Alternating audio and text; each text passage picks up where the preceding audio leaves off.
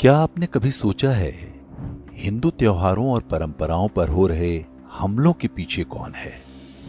कौन है जो तय करता है कि कब कौन सा हिंदू त्योहार बंद कराना है? उन त्योहारों के विरुद्ध मीडिया में दुष्प्रचार के लिए कौन देता है पैसे? फिर न्यायपालिका में याचिका डालकर उन पर प्रतिबंध कौन लगवाता है? ये सब कैसे होता है? इसके पीछे किसका दिमाग काम कर रहा है? इस पूरे षड्यंत्र को समझने के लिए आपको प्राचीन रोमन साम्राज्य के इतिहास के बारे में जानना चाहिए। रोमन साम्राज्य के लोग ईसाई नहीं थे। उनके अपने अलग देवी देवता थे, बिल्कुल वैसे ही जैसे हिंदू धर्म के होते हैं। बहुत योजनाबद्ध तरीके से चर्च ने रोमन साम्राज्य का सफाया कर दिया। अब वही काम भारत में हिंदू सभ्यता के साथ किया जा रहा है। हमारे त्योहार हमारी प्राचीन संस्कृति के सबसे बड़े वाहक हैं। जब इन्हें खत्म कर दिया जाएगा तो इनसे जुड़े संगीत, नृत्य, लोक कलाएं भी स्वयं ही लुप्त हो जाएंगी।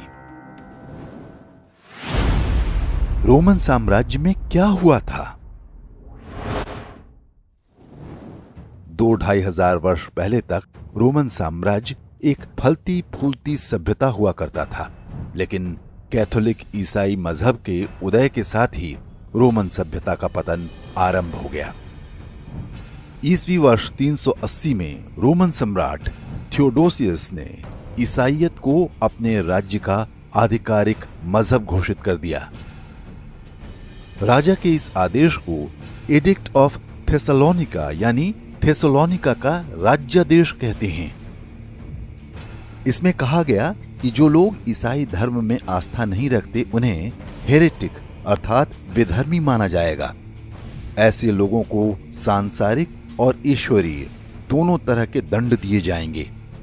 इसके साथ ही रोमन सभ्यता की निशानियों को मिटाने का अभियान शुरू हो गया। इसका सबसे पहला शिकार बने रोमन त्योहार और परंपराएं। रोमन सभ्यता के लगभग सभी त्योहारों के मनाने पर रोक लगा दी गई। वर्ष 392 में रोमन ज्योतिष शास्त्र को अंधविश्वास बताकर उस पर पाबंदी लगा दी गई। रोमन देवी देवताओं की मूर्तियां घर में रखने या उनके लॉकेट पहनने पर भी रोक लगा दी गई। इसका उल्लंघन करने वालों को मृत्यु दंड दिया जाता था। चर्च के आदेश पर ओलंपिक खेलों पर भी प्रतिबंध लगा दिया गया। वर्ष 426 में सम्राट के आदेश पर ओलंपिया के स्टेडियम को तहस नहस कर दिया गया। इसमें एक साथ 40,000 लोग बैठकर तरह तरह के खेलों का आनंद लिया करते थे। आज भी ईसाई संस्थाएं इस विध्वंस को अपनी सांस्कृतिक विजय मानती हैं। जो रोम में हुआ वही भारत में हो रहा है। रोमन सभ्यता वाला प्रयोग भारत में 16वीं शताब्दी में ही शुरू हो गया था।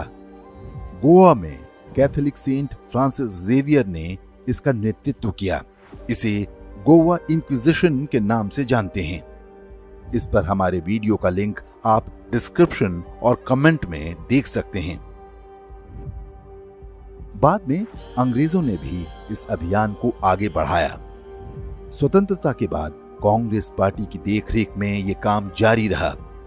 सोनिया गांधी के आगमन के बाद अभियान ने और भी तेजी पकड़ ली।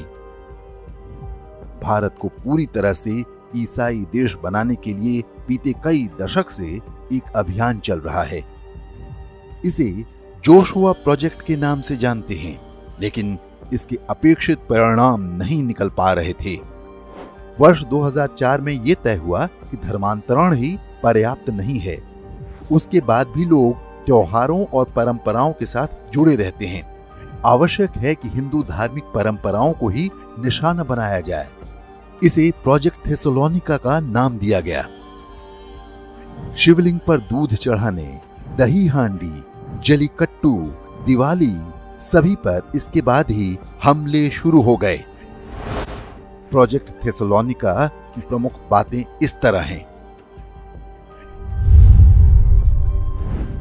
नए हिंदू मंदिर नहीं बनने चाहिए। इसके लिए सामाजिक, सरकारी और कानूनी स्तर पर अभियान चलाने चाहिए। उन जातियों का धर्मांतरण प्राथमिकता के आधार पर करवाना जो पारंपरिक रूप से मिस्त्री, कारीगर और शिल्पकार का काम करती हैं। जिन शहरों में कुंभ का आयोजन होता है, वहां पर धर्मांतरण की जिम्मेदारी अमेरिका के first Baptist church of Nashville को दी गई है। ये नाव चलाने वालों, पूजा सामग्री और फूल बेचने वालों को धर्मांतरित कराने का प्रयास करते हैं ताकि वहां के धार्मिक ताने बाने को तोड़ा जा सके। प्रोजेक्ट थेसलोनिका में काशी के मल्लाहों का विशेष रूप से जिक्र है। इसके अनुसार मल्लाहों को ट्रेनिंग देकर दूसरे पेशे को अपनाने या नौकरी करने के लिए प्रेरित करना चाहिए। पर्यावरण के नाम पर एनजीओ खड़े करना जो हिंदू त्योहारों और परंपराओं के विरुद्ध न्यायालय में जनहित याचिकाएं डाल सकें। प्रोजेक्ट थेसलोनिका के अंतर्गत ही टेलीविजन कार्यक्रमों और फिल्मों की कहानियों में ऐसी बातें पिरोने का काम चल रहा है जिनसे हिंदुओं में अपनी परंपराओं और त्योहारों के लिए हीन भावना पैदा की जा सके। टीवी और फिल्मों की ही तरह राजनेताओं पर भी निवेश की योजना बनाई गई। मिशनरी सभी पार्टियों के नेताओं को मोटी रकम देते हैं ताकि कोई सरकार बदल जाए तब भी उनके क्रियाकलापों पर असर न पड़े। मुंबई का दही हांडी उत्सव प्रोजेक्ट थेसलोनिका का सबसे बड़ा शिकार कहा जा सकता है। ये विश्व में मानव पिरामिड बनाने का सबसे अनोखा खेल आयोजन हुआ करता था। दही हांडी में भाग लेने और इसे देखने के लिए विश्व भर से पर्यटक आया करते थे। सर्वोच्च न्यायालय ने दही हांडी की ऊंचाई 20 फुट तय कर दी। उसके बाद से इस खेल का रोमांच खत्म हो चुका है और अब इसे देखने कोई नहीं आता। सोचिए कि ऊंची कूद के खेल में यह तय कर दिया जाए कि कोई खिलाड़ी अमुक ऊंचाई से अधिक छलांग नहीं लगा सकता, तो क्या होगा? अब प्रश्न उठता है कि एक सामान्य व्यक्ति के रूप में हम और आप क्या करें? क्या चुपचाप इन षड्यंत्रों को देखते रहें? क्योंकि भारतीय सभ्यता को नष्ट करने का ये सारा खेल सरकारी तंत्र और न्यायालयों के माध्यम से खेला जा रहा है। अदालतों से लगवाए गए प्रतिबंध को हटाने का सबसे आसान तरीका है कि सरकार उससे जुड़े कानूनों में संसद के माध्यम से बदलाव करे। ये काम जब होगा तब होगा, लेकिन उससे पहले हिंदू समाज का उत्तरदायित्व है कि इन विधर्मी षड्यंत्रों के विरुद्ध सजग रहे। जो न्यायतंत्र किसी विधर्मी षड्यंत्र की कठपुतली बन चुका हो, उसका सम्मान करने की कोई संवैधानिक मजबूरी नहीं है। उनके प्रयासों के विरुद्ध बोलें और लिखें, दूसरों को भी इस बारे में बताएं, तभी सरकारों पर भी दबाव बनेगा। तभी हम यूनान, रोम और मिस्र की तरह एक दिन भारतीय सभ्यता को भी सदा के लिए मिटने से बचा पाएंगे।